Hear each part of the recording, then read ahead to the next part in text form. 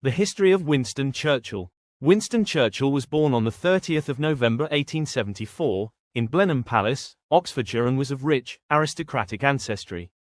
Although achieving poor grades at school, his early fascination with militarism saw him join the Royal Cavalry in 1895.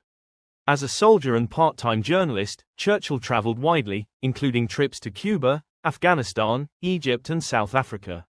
Churchill was elected as Conservative MP for Oldham in 1900, before defecting to the Liberal Party in 1904 and spending the next decade climbing the ranks of the Liberal government. He was First Lord of the Admiralty, the civil, political head of the Royal Navy, by the time of the disastrous Gallipoli campaign, which he created.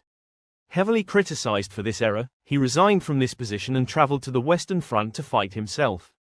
The interwar years saw Churchill again cross the floor from the Liberals back to the Conservative Party. He served as Chancellor of the Exchequer from 1924, when he controversially opted for Britain to rejoin the gold standard. Following the Tory electoral defeat in 1929, Churchill lost his seat and spent much of the next 11 years out of office, mainly writing and making speeches. Although he was alone in his firm opposition to Indian independence, his warnings against the appeasement of Nazi Germany were proven correct when the Second World War broke out in 1939.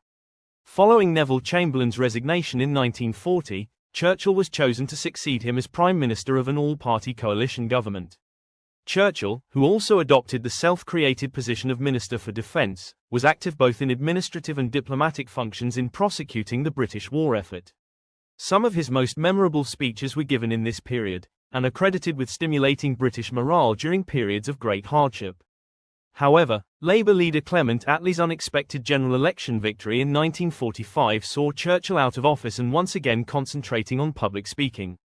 In his 1946 speech in the USA, the instinctive pro-American famously declared that an Iron Curtain has descended across the continent, and warned of the continued danger from a powerful Soviet Russia. By his re-election in 1951, Churchill was, in the words of Roy Jenkins, gloriously unfit for office. Aging and increasingly unwell, he often conducted business from his bedside, and while his powerful personality and oratory ability endured, the Prime Minister's leadership was less decisive than during the war. His second term was most notable for the Conservative Party's acceptance of Labour's newly created welfare state, and Churchill's effect on domestic policy was limited. His later attempts at decreasing the developing Cold War through personal diplomacy failed to produce significant results, and poor health forced him to resign in 1955, making way for his Foreign Secretary and Deputy Prime Minister, Anthony Eden. Churchill died in 1965, and was honoured with a state funeral.